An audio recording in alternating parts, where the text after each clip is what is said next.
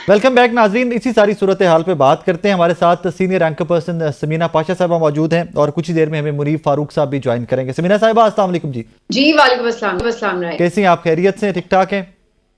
जी अल्हम्दुलिल्लाह खैरियत। पाकिस्तान तहरीक इंसाफ के worker they are knocking on doors of Islamabad. What next? क्या देख रही हैं आगे आप? बस ये एक प्रेशर तो डाल दिया है उन्होंने इस हुकूमत के ऊपर, इस पूरे निजाम के ऊपर, और बज़ाहिर अब इंगेज करना पड़ेगा पाकिस्तान तहरीक इंसाफ से, इमरान खान से, इस हुकूमत को, चाहे वो चाहें या ना चाहें। लेकिन अब सिचुएशन तो ऐसी बन चुकी है और बड़ी कामयाब स्ट्रेटजी रही है पाकिस्तान तहरीक इंसाफ की, जिन्होंने एक साथ बैरूनी प्रेशर भी एक्सर्ट करवाया और साथ में इंटरनली जो एक बहुत बड़ा कामयाब पावर शो किया है। और मेरा ख्याल है कि रियासती जबर के बावजूद जिस अंदाज से उनके कारकुनान ने पूरा एक मुकाबला किया और इतना आगे बढ़ते बढ़ते अब आखिरी इत्तला तक तकरीबन वो इस्लामाबाद में दाखिल हुआ चाहते हैं। तो मेरा ख्याल है कि ये सारी जो उनकी एक मेहनत है उसका फल यही था। इन दी एंड तो जाहिर है बातचीत तो होना ही होती है। असल चीज यही है कि आप अपनी इतनी पावर दिखा दें कि जिसके बाद आप इस बार्गेनिंग पोजीशन में आए कि जहां पर आप अपनी कोई बात मनवा सकें। तो मेरा ख्याल है वो बड़ा कामयाबी के साथ पाकिस्तान तहरीक इंसाफ करने में कामयाब हुई है।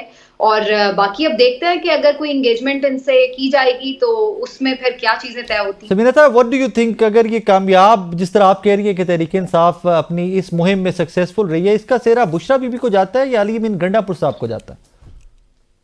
देखिए, एक तो मैं ये कह दूं कि ये अभी तक तो इनकी स्ट्रैटेजी कामयाब है। अब आगे ये लोग किस तरह इसको हैंडल करते हैं ये बड़ा इंपॉर्टेंट है, क्योंकि लास्ट टाइम भी हमने देखा था कि इवन इस्लामाबाद में एंट्री के बाद भी ये लोग एकदम डिस्पर्स हुए और जिस तरह अली अमीन गंडापुर साहब गायब हुए, वो सब चीजें आपको मालूम है कि तारीख का हिस्सा है। तो इसलिए अभी तक तो बड़ी इन्होंने जमा मर्दी से मुकाबला भी किया है, बड़ी बहादुरी दिखाई है, बड़ा सब कुछ बर्दाश्त करके यहाँ तक पहुंचे, हर्डल्स को समेटा है, सब कुछ किया है। लेकिन आगे अब वो क्या होगा, मेरा ख्याल है इस दफा यही एक डिफरेंट चीज है कि एक तो बुशरा बीबी साहिबा यहाँ पर साथ में काफिले में मौजूद हैं, वो भी लीड कर रही हैं। तो कोई एक ऐसी शख्सियत नहीं है कि जिसको अगर आप मैनेज कर लेंगे या उसको आपने एंगेज कर लिया या ट्रैप कर लिया या उसको गिरफ्तार करवा दिया तो फिर उसके बाद एकदम सब कुछ कोलैप्स कर जाएगा। इस दफा जो एक स्ट्रेटजी नजर आई है उसमें ओवरऑल तमाम जो लीडरशिप है उसको यहाँ पर मौजूद होना है।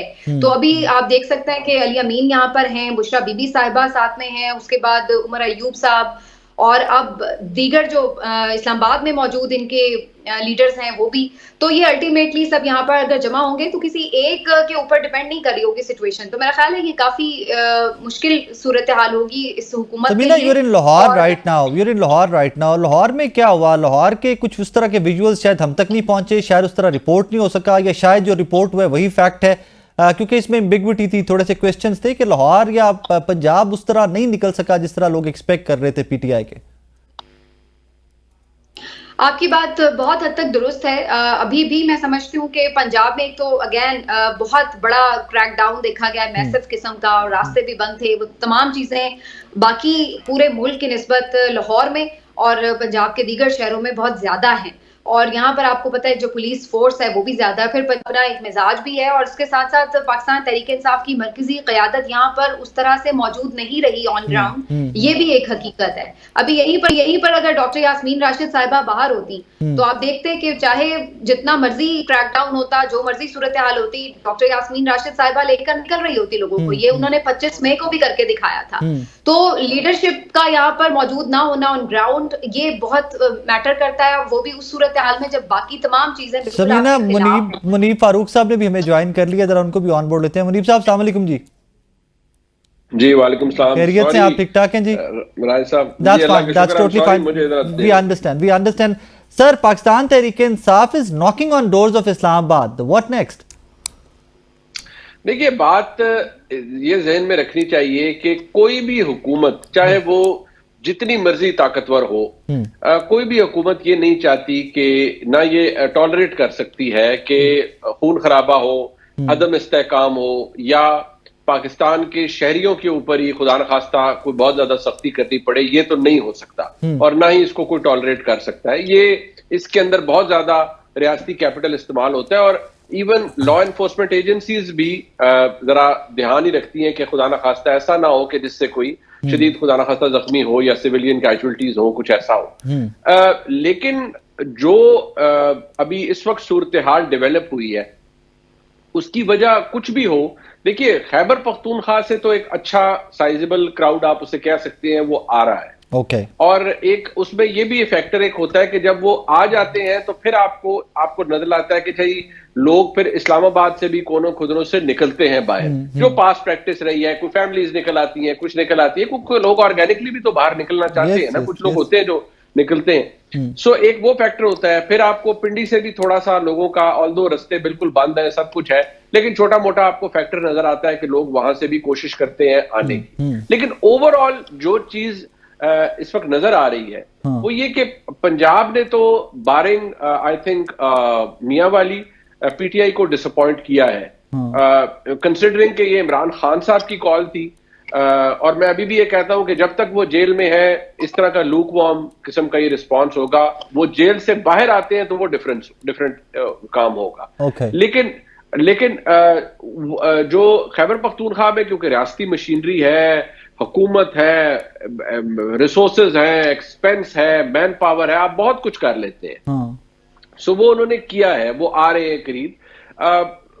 अब डिपेंड ये करता है कि जो इस वक्त जब मैं एक मिसकंस्ट्रू भी हो जाता है कि इस वक्त तक वो अगर एंगेजमेंट गवर्नमेंट से होती है तो वो होती है एडमिनिस्ट्रेटिव लेवल पर कि अच्छा आप संजानी चले जाएं, आप फलानी जगह चले जाएं, आप फलाने हाईवे पे बैठ जाएं, आपने धरना देना है। वो बजिद है कि हमने डी चौक आना है। अब गवर्नमेंट के पास इस वक्त तो एक इस्लामाबाद हाई कोर्ट का ऑर्डर मौजूद है जिसके ऊपर कोई वो एम्बिग्विटी उस तरह से नहीं है। बट देखिए जो इस तरह का सूरत हाल होती है उनमें से जो अदालती ऑर्डर्स वगैरह होते हैं उनको फ्लाउट कर दिया जाता है और उनको अहमियत नहीं दी जाती, उनकी अहमियत नहीं होती और उनको अहमियत नहीं दी जाती। फिर एक ऐसी सिचुएशन डेवलप हो जाती है जिससे आपको नजर आता है कि what do you see how government किस तरह मैनेज करने जा रही है? How do you see that कि ये कोई बैठकर अभी भी मुज़ाकरात के मूड में है या गवर्नमेंट फोर्स इस्तेमाल करने जा रही है? देखिए जहां ये वो बेसिकली होता है ना, वो टॉक फाइट वाला होता है कि मुज़ाकरात यही होते हैं, कोई एक दूसरे कोई जानी दुश्मनी तो होती नहीं है ना। बेसिकली ये होता है अच्छा यार आपने कहाँ बैठना है, अच्छा चले आप आ गए हैं फलानी जगह बैठ जाएं, ये बैठ जाएं, जो इस लेवल पे भी बात हो रही है। लेकिन मैं आपको इतनी बात आपको बताऊं कि इस वक्त तक देयर इज नो विलिंगनेस कि इस पे बात भी कोई करे अच्छा के लिए इमरान खान साहब को रिहा करना है या जी वो हमने मैंडेट ये करना है वो करना है। कोई लॉलीपॉप शॉलीपॉप दे दूं कि वो बेट शेट कोई दे के तो वो अगर एंगेज करने की कोशिश करेंगे, जो कि पीटीआई ने नहीं ली, इमरान खान साहब ने भी नहीं ली, वो गवर्नमेंट शायद करे। बट स्ट्रेटेजिक लेवल के ऐसी चीज जो कि ऑल टुगेदर पॉलिसी तब्दील कर दे, वो अभी स्टेज नहीं है और वो लेवरेज नहीं है तहरीके इंसाफ के पास कि वो उनसे ये चीज नेगोशिएट करा सके। देखिए क्योंकि एक फ्लूइड सिचुएशन है, अब से 2 घंटे बाद ग्राउंड स्वेल बहुत हो जाए, खुदा ना खास्ता कोई बहुत बड़ा इंसिडेंट हो जाए तो फिर तो चीजें किसी के हाथ और काबू में नहीं रहती। लेकिन इस वक्त तो पाकिस्तान के अंदर जो एस्टेब्लिशमेंट है वो पहले से ज्यादा तगड़ी है, हुकूमत उनकी वजह से और ज्यादा खुद को ताकतवर महसूस कर रही है। तो फिलहाल तो ये हालात है। समीना साहिबा, what do you see that? मुझे डर लगता है ये सवाल करते हुए भी, जिसकी तरफ मुनीब साहब ने भी इशारा किया, आपसे कुछ देर पहले फवाद चौधरी साहब भी इसी की तरफ पॉइंट आउट कर रहे थे कि कोई अल्लाह ना करे कोई नाखुशगवार वाकया या चीजें आउट ऑफ कंट्रोल हो जाएं, क्राउड इतना ज्यादा है, लोग इतने ज्यादा हैं, फिर ऑब्वियसली रियासत को भी, फिर मशीनरी को भी पार उस हिसाब से इस्तेमाल करना पड़ती है। डू यू सी कि चीजें उस तरफ जा सकती हैं?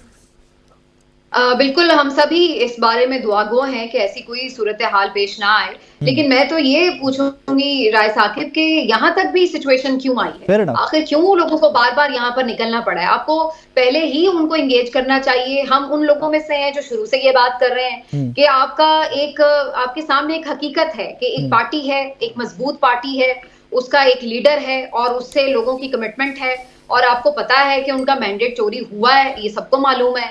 तो ये तमाम चीजों के साथ आपको ये भी मालूम है कि आपकी तमाम तर कोशिशों के बावजूद भी जो इस्तेहकाम आप लाना चाहते थे वो नहीं आ सका है। और अभी भी सियासी अदम इस्तेहकाम जब चाहे वो एक कॉल के जरिए पैदा कर सकते हैं।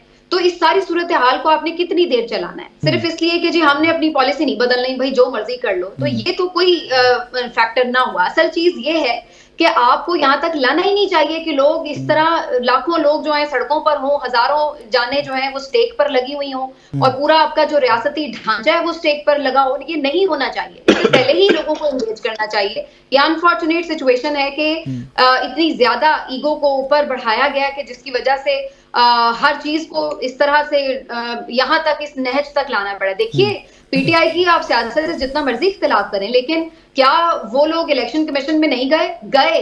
क्या उन लोगों ने अदालतों का दरवाजा नहीं खटखटाया? क्या उन्होंने अदालतों में अपने केसेस नहीं लड़े? क्या वो वहां से बरी नहीं हुए? क्या वो वहां से अपनी सजाएं मुअत्तल नहीं करवा चुके? ये सब चीजें हमारे सामने हैं। वो क्या पार्लियामान में नहीं गए? वो गए। क्या बाहर निकलना एक आईनी हक नहीं है? तो जब जितने आप रास्ते वो ऑप्शन इस्तेमाल कर सकते थे वो करते रहे। तो असल बात तो ये है कि किसी भी लेवल पर जब आप उन्हें एंगेज नहीं कर रहे, हर जगह आपने डॉज कराया, हर जगह आपने उनके साथ ज्यादती की, तो फिर अल्टीमेटली उन्होंने अपनी एक फाइनल कॉल दी। अब आप उसको भी शुरू से अंडर एस्टिमेट करते रहे कि कोई नहीं निकलेगा, हम मैनेज कर लेंगे, हम ये कर देंगे। कभी आप किसी डीपीओ का इंटरव्यू करवा के लोगों को डराते रहे, कभी आप इतनी फोर्सेस से मार्च करवा के और नारे लगवा के लोगों को डराते रहे। अल्टीमेटली क्या हुआ? जब अवाम निकलते हैं तो ये आपके कंटेनर्स क्या हैसियत रखते हैं? रुई के गालों की तरह, रेत की दीवारों की तरह उड़ जाते हैं। नाज़रीन, यहाँ पे एक ब्रेक